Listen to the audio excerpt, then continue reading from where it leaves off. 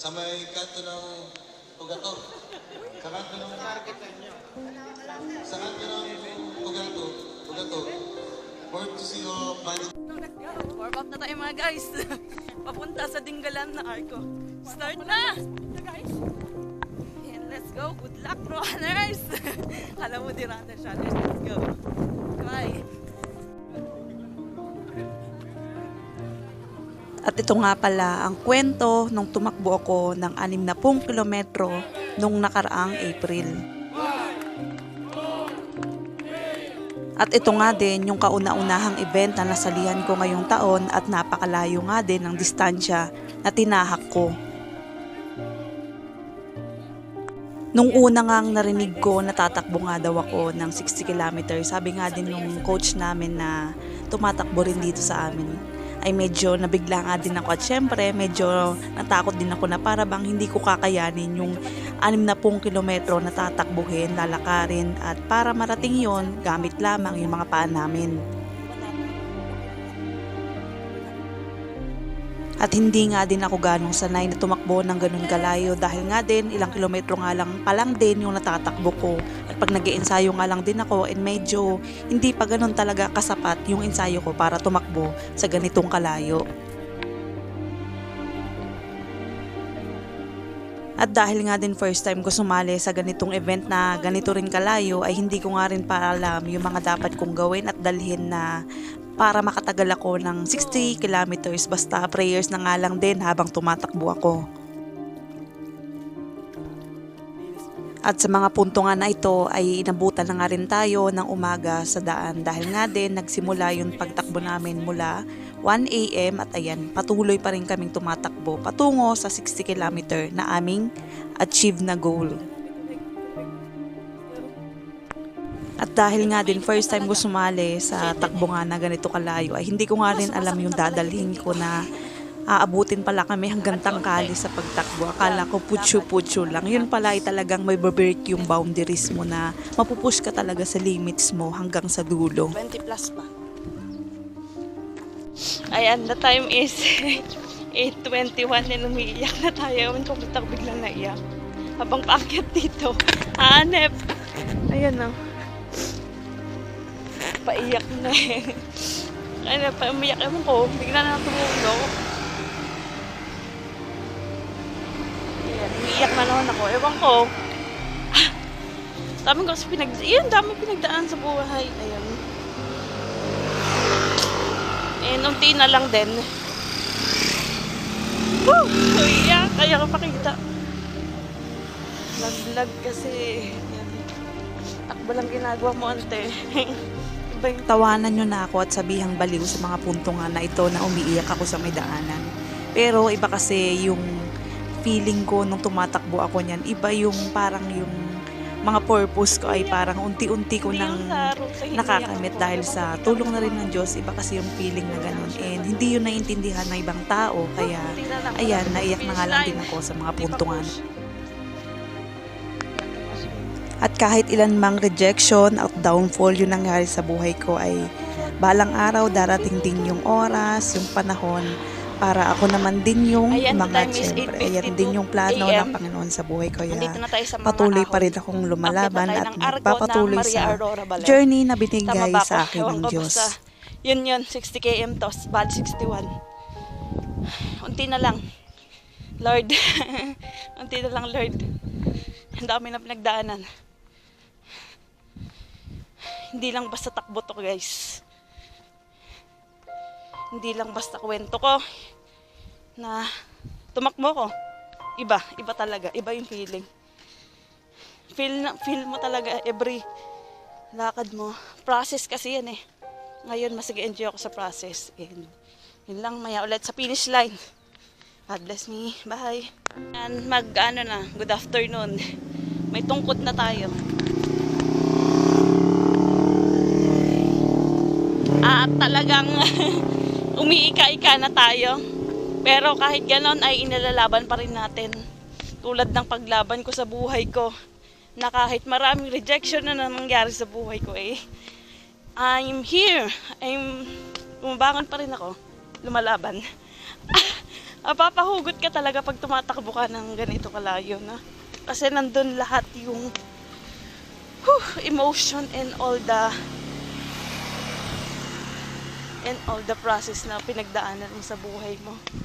Kaya ka nakarating sa punto nga na ito. Ay, ang daming realization sa takbo na to, kaya hindi lang to basta takbo. Tamo, naiiyak na naman ako. Ewan ko, malapit na siguro to. Ayan, makikita ko na lang mamaya pag uwi yung itsura ko. Parang ako na lang natira dito eh. Mamaya may encounter. Ayan na, malapit na. Ayan na. Nakakahiya, may tungkod na lang. Sige. Lang ya, parang naliligaw na ako, pa balik-balik na lang yung daan. Nakakaloka. 15 km kasi ito eh. Ahon, babalik ko, ganyan. Oy, makikiponsyonan. Makikikain. Ayan, ito pa rin tayo, naglalakad mga guys. Story lang din. Kanina kasi, kahapon, muntik na rin ako hindi payagan tumakbo ngayon dahil alam naman, yung mga taong nagsasabi na wala ka naman mapapala dyan sa running na yan, walang kwenta naman yan, mag-i-injury ka lang dyan. Ang dami, di ba? Pero ito pa rin ako ngayon. Ito, umaahon pa rin. Pero, enjoy ko naman yung process. And yun yung mahalaga. And uuwi ako at baon ang journey ko ngayon. And may another achievement na naman ako sa aking buhay. Hindi lang achievement.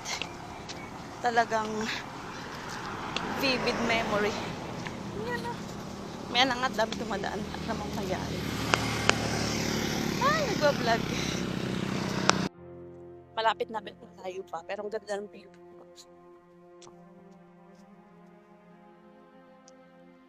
Ay, just...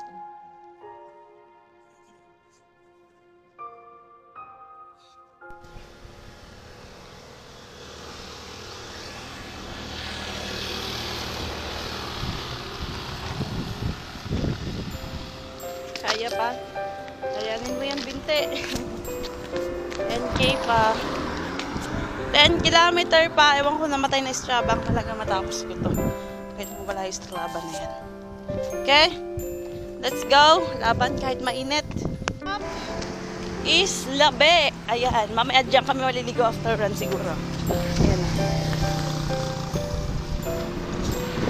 Yun lang. Mamaya ulit. Pwede natin yung battery natin hanggang dulo. 9K pa daw eh. Sige lang. Go! Let's go.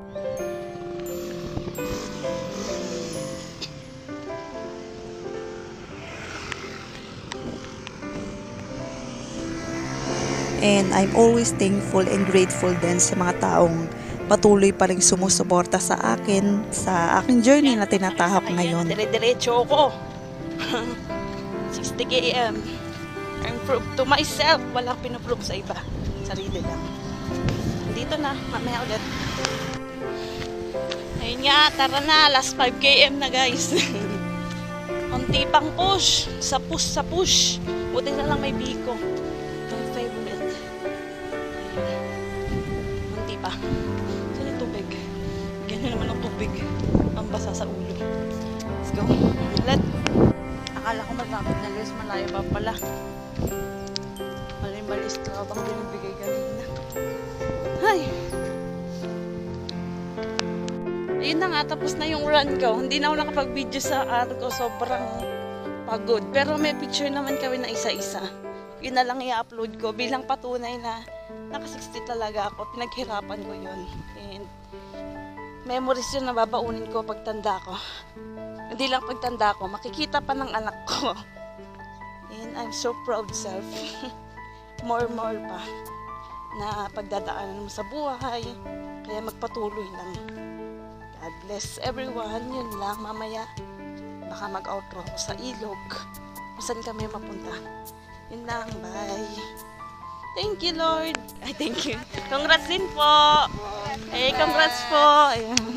Congrats po. Let's go. Ayan. Finish line. Congrats po. Kinaya. Ayun yung mga solid support kanina. Thank you po. Naiyak pa. Hi. Thank you po. Ayan. Thank you po. Ayan. Kuy. Thank Naabot ko man yung finish line ng 60 kilometer. Sa buhay ko ngayon ay hindi pa ako tapos at patuloy pa rin akong magpapatuloy sa journey na binigay sa akin ng Panginoon. At patuloy pa rin akong mananalig sa Diyos at sa mga promises niya sa buhay ko. At sa mga taong nandyan sa tabi ko ay maraming salamat. At hindi naman talaga madali yung naging journey ko sa pagtakbo nga na ito at syempre sa journey na nga din ng buhay ko. Pero patuloy pa nga rin ako nagpapasalamat sa Panginoon at syempre sa mga taong nandyan pa rin at sumusuporta sa mga pinagagawa ko sa buhay ko. At masasabi ko na nga lang din ay kung takot ka pa rin ngayon na sumubok ng mga bagay na hindi mo alam ay paano ka mag-i-improve sa ginagawa mo. At paano mo malalaman kung hindi mo susubukan ang isang bagay na kinakatakutan mo. Kung patuloy kang matatakot dito ay paano ka makakapunta sa goal na gusto mo.